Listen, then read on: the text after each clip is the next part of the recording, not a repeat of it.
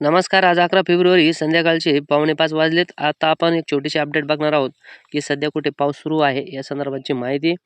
आपण जर बघितलं तर गडगडाटी पावसाचा ढग जो आहे, तर तो नागपूरचा दक्षिणेकडील विभाग, वर्ध्याचा दक्षिणी विभाग आणि चंद्रपूरचा उत्तरेकडील विभाग या ठिकाणी आहे. वादळी वाऱ्यासह पाऊस देईल अशा प्रकारची या ठिकाणी स्थिती आहे.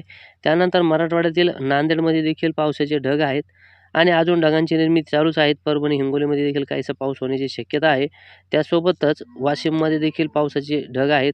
खास करून यवतमाळच्या पश्चिमेकडील विभागामध्ये एक छोटासा पावसाचा ढग आहे आणि या ठिकाणी देखील ढगांची निर्मिती होणार आहे.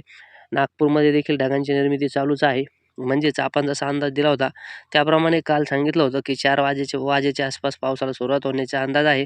आणि जरी काही ठिकाणी 4 वाजेला पाऊस सुरू नाही झाला, तरी पण जवळपास 4:30 ते 5:30च्या दरम्यान पावसाला सुरुवात होण्याचा अंदाज आहे. आणि जसं उशीर होईल 5:30 6:30 असा म्हणजे दिवस जसा मावळेल तसं विदर्भाच्या बहुतेक ठिकाणी पावसाला सुरुवात होईल आणि वातावरण चांगल्यापैकी बिघडण्याचा अंदाज आपण दिलेला होता, की रात्रीपर्यंत उशिरापर्यंत शक्यता आहे.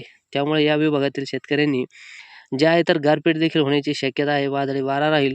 त्यामुळे आपले जे पाळीव प्राणी असतील तर हे ठिकाणी सुरक्षित ठिकाणी बांधावे. त्यासोबतच आपण शेतकरी बांधवांनी देखील सुरक्षित ठिकाणी, निवाऱ्याच्या ठिकाणी थांबला पाहिजे. कारण की हा जो अवकाळीचा पाऊस आहे यामध्ये गारपीट आणि वादळी वाऱ्याचा धोका राहत असतो. कारण की विदर्भामध्ये गारपीट होण्याची शक्यता आहे.